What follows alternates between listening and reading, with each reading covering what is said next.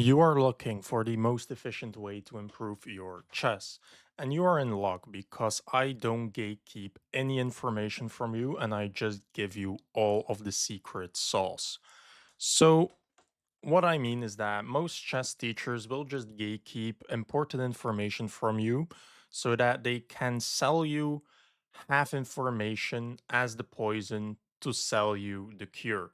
But I don't do that. I will just tell you everything.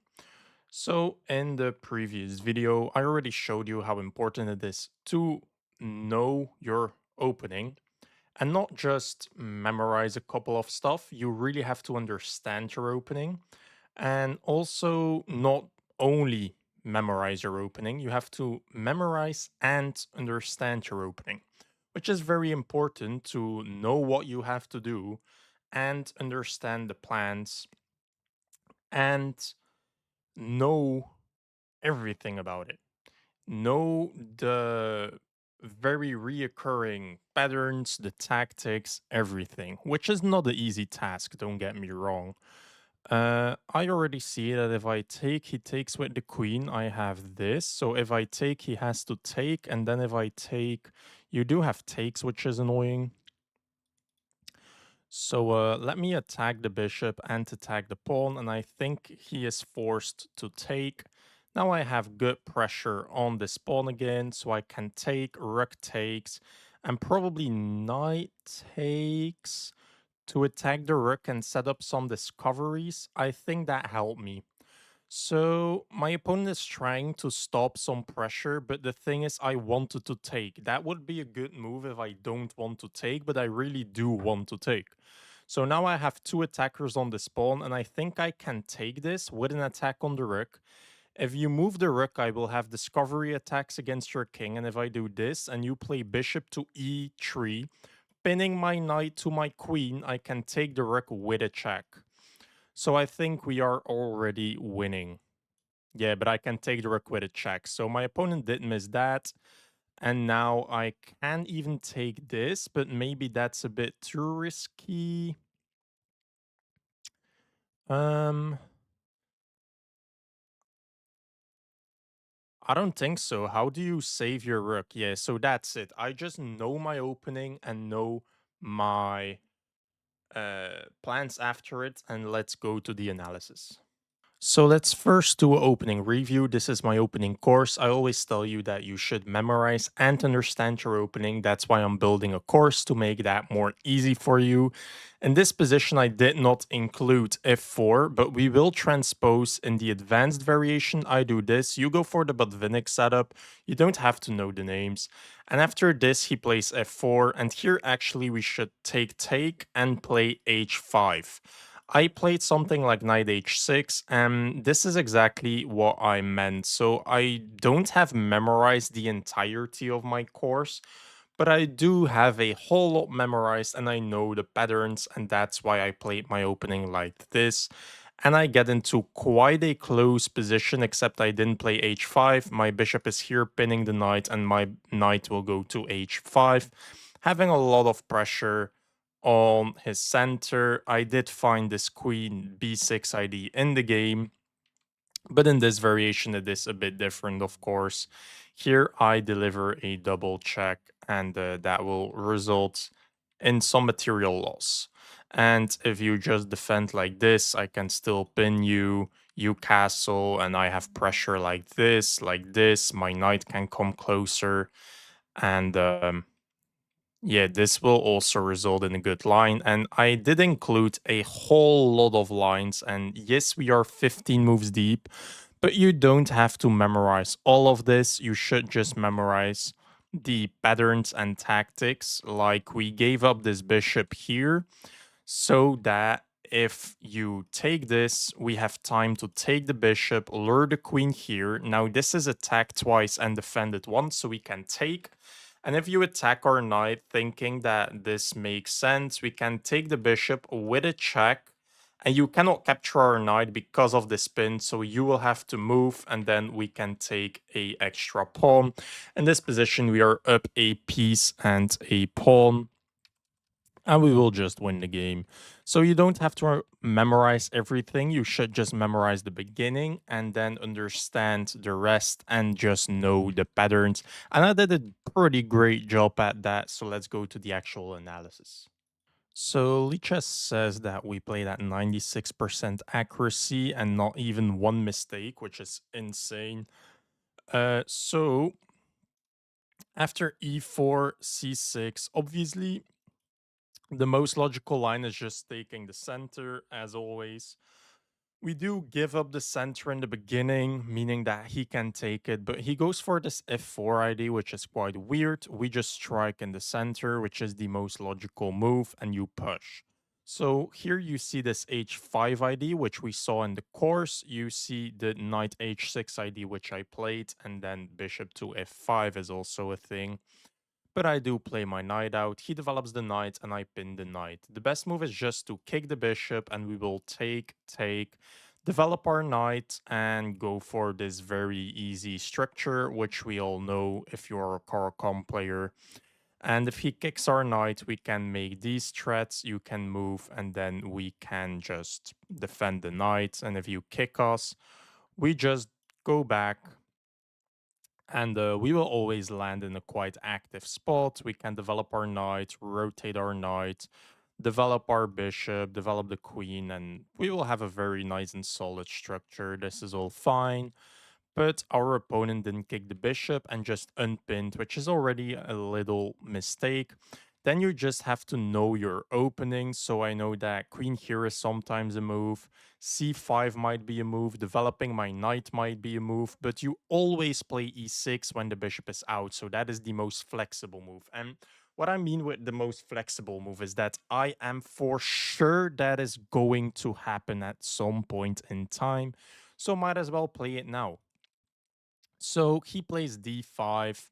I just developed the knight. That is the only reason my knight went out here. Also to support my bishop. If he were to not place these moves and his queen sees c4, I cannot play bishop c4 because the queen could take. So my knight has to be on h6 to support my bishop. But the bishop is just solid here now, so it doesn't need support, and my knight is quite passive, so let's reactivate my knight. And that is how you play chess at a higher level. It is first with pawns, take the center. You should memorize the beginning of your opening. If you want to wait for my course, be my guest. So take the center with your pawns, then you develop the pieces. And the way you develop the pieces is if you don't want to memorize anything and you're a lower rated player, like under 800, just try to put your pieces as forwards as possible where they cannot be attacked or captured. That's usually the best thing to do. If you're a bit higher than that, you should know some openings, memorize the beginning, and then use the sample lines inside of my course to know how to develop the pieces in certain situations. That's why the sample lines are there. So after c3, I know that in any situation we play c5, especially if the bishop supports, we play c5. So that is a very, very easy move for me because I have played these positions a lot. I have seen all of the sample lines, and e6 followed by c5 always happens. So this is very easy. You castle, and I just take, which is not the best move. Apparently, I should have just developed this piece first, which is very, very valid. So after take, he has knight takes, and then after take and something like take, I can pin the knight, you unpin the knight, and after take, and develop the knight, I have this pressure, but I exchanged everything, so that's not nice. Usually, if you can lower the pressure, but you don't win anything, or you can apply more pressure. You should apply more pressure. I'm honestly quite disappointed that I didn't play knight c6. That's a very obvious move, just applying more pressure. I'm quite shocked that I took actually. But he should have taken with the knight. He captures back wrong, and now I put more pressure. So that's a slight slip up for me. This isn't an accuracy, and it's again the same thing. So I can kick the bishop, I can develop pieces, I can stop some pressure. I could take, praying that he takes with his queen, and then fork his pieces, forcing him to take with a check. I would take back and then move the knight. But if I take, you just take with the rook, and then I cannot take this. So that is the difference between playing a good game and forcing bad decisions and hope chess. So if I were to take and he only has queen takes, I could take a free pawn, forcing him to exchange his bishop for a knight. And then probably I would just push and make a pawn break against this pawn so that my d pawn will become a passed pawn. I would push my passed pawn, and like that, I would win the game because that's a win condition. If you don't know what a win condition is, you should watch more of my videos and join this community because I talk about it a lot. That's probably the number one thing that is gate kept from you: how to convert positions and how to find counterplay with win conditions. Also, the opening thing is just gate kept from you so badly. So I can exchange my pressure, but I don't win anything. I can take this praying that he messes up, but I don't win anything if he doesn't. And there is nothing. So the one thing is that how can I make more threats and how can I get more activity? There are only two moves I would say that get more activity, and it's bishop to c7. Maybe also bishop to b4, but we get instantly attacked, so I don't know. And queen goes to b6 or c7. So how do you choose between these three, maybe even four moves? Five, I cannot count. So these four, let's say five moves. Well, you should first have a look at how do I get maximum activity? Which move will get me the most activity? And second of all, which move comes with initiative? And initiative is a very, very important thing. Initiative is attacking stuff and forcing your opponent to defend in ways that he doesn't want to defend. So, for example, queen to a5 looks good. We have more activity, we see more squares, our queen is doing more useful things, and we attack this bishop. But after queen to a5, he just has knight to c3, which he wanted to play anyway, and he defends the bishop. So there is no use for us to play queen to a3 because he defends our threats with a move that he wants to play anyway. So that's not initiative. We do get more activity. We force him to defend, but not in a way that he doesn't want to defend. Let's say queen to c7.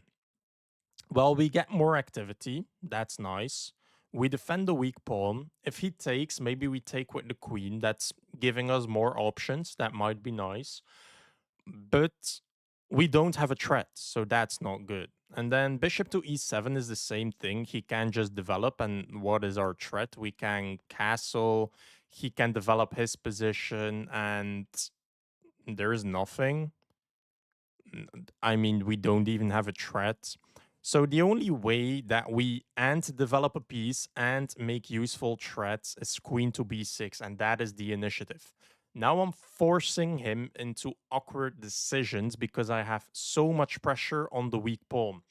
So you do know the positional plans of making weaknesses and forcing out bad decisions, going for more activities, trying to find tactics, and just moving with initiative. And that is how it all comes together. I did make this weakness via exchanging these pawns.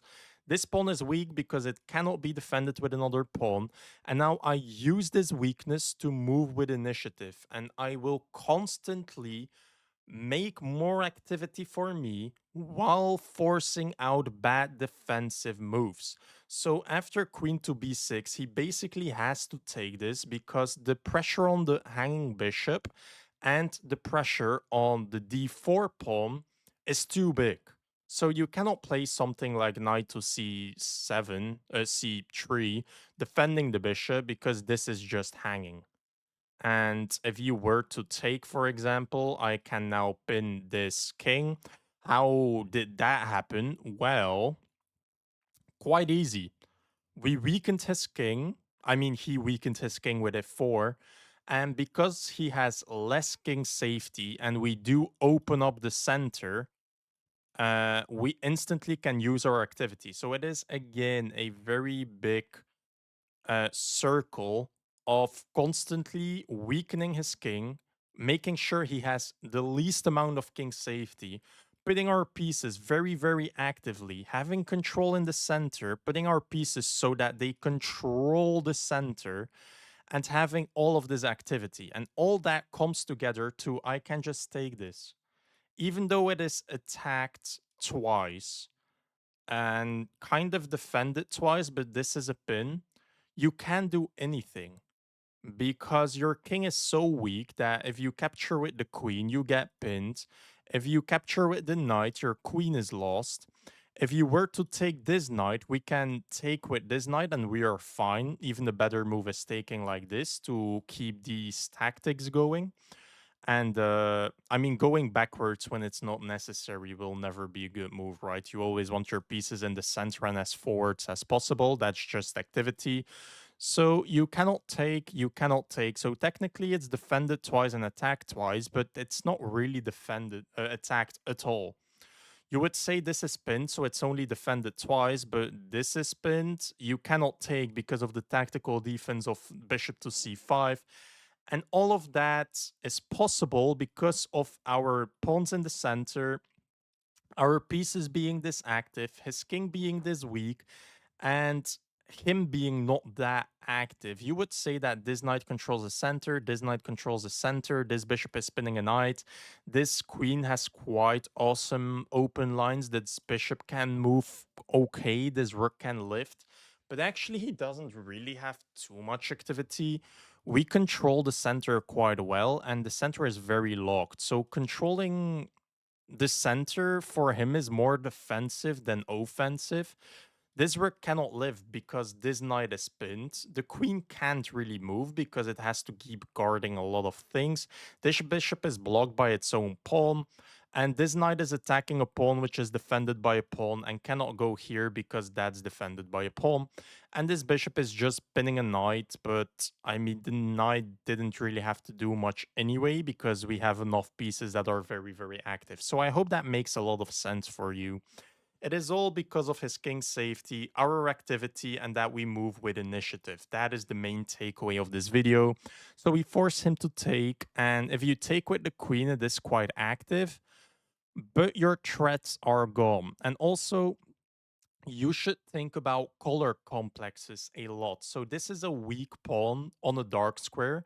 This is a weak pawn on a dark square. This is quite a weak pawn on the dark square. And this is a weak king on a dark square. We don't want to move our queen on a light square. That's very, very important.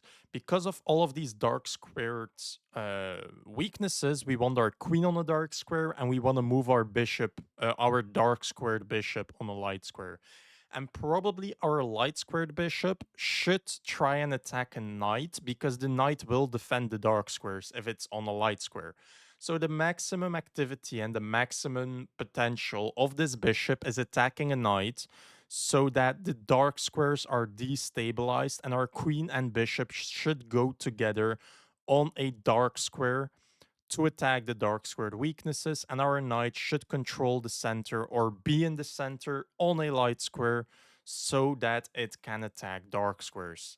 That's not by accident. That is very, very logical.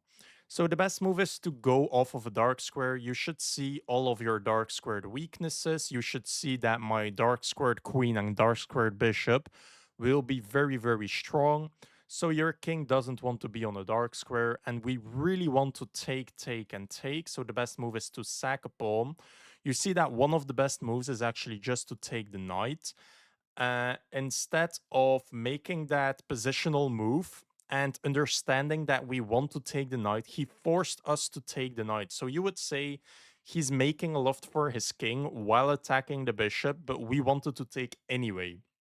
So anytime you force a piece to do anything, you should think about, does he want to do that or not? And if he doesn't want to do that, maybe it's a good move. Like, it has the potential to be a good move, but I want to take anyway, so this is a very, very bad move. He forced me in a decision I wanted to take, and after rook takes, I take with the knight, and now it's getting very, very difficult because I'm attacking your rook, I'm lining this up. Your best move is to do this, and probably I can just pin you while guarding e3 so that bishop to e3 doesn't stop anything if you were to defend it. Queen here is the best move. This tries to stop you from going here, but our knight controls it very well. And now I can just pin your rook to your king, and a lot of material will be lost after take, take, take, take. We are up the exchange, and maybe even worse than that, we have a passed pawn. So now we castle our king so that our king is very, very safe, or we even just go up with our king so that our king is more active. So we should first think about, do we want our king in the center or our king to be safe? He doesn't have a queen and he doesn't have a lot of activity, so probably I would choose to put my king in the center.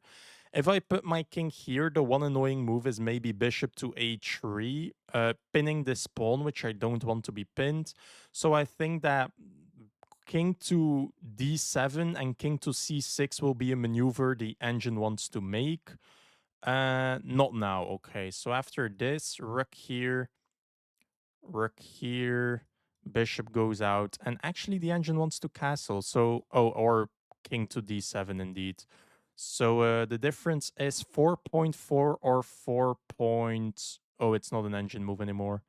Okay, so 4.3-ish. So we do waste oh 05 with this move. Now it's 4.2, so it's fine. I would probably play this out of a practical standpoint and try to trade this knight or something after this. Make a pawn break to make a passed pawn, but we also already have a passed pawn. So let's activate the rook so that we can activate this other rook. You have to do this for some reason. We activate the rook. And now king going back is the best move, which I don't even understand. And now we can try to trade knights. You should deny it. And now we can invest in our passed pawn or try to stop his counterplay. So the only way he can win is trying to make this 2-on-1 pawn break to have a passed pawn. If he were to exchange these pawns, he has a passed pawn, and that's your only way of counterplay because a passed pawn is a win condition, if you don't know what I mean. Again, just go watch my other videos. I'm quite sure that the previous video was on win conditions as well. So that is how you would convert this position. Yes, that was quite a deep analysis that didn't happen, but it's very, very important you understand this. I said I wouldn't gatekeep anything from you. That's exactly what I'm doing. So this is a mistake. It tries to pin the knight to the queen, but I can take the rook with a check. You take back, and now he resigns because I am up the exchange. I will win this. So after take, you cannot save your rook. The best thing you can do is to develop the knight. I will take the rook with a check, and you have to block this check with the knight. I can take a pawn for the road, and now I am up the exchange and a rook and two pawns. Two pawns? No, three pawns. The exchange is 2 pawns. A rook is, yeah, okay. So 2 points for the exchange. A complete rook is 5 pawns, and then 3 pawns. So the way to convert this is just by being active. So I would probably just kick this bishop, uh, push my pawn again. You do whatever this is, then I can just activate again, pinning this, by the way, so that you cannot move the knight without blundering your queen. And now I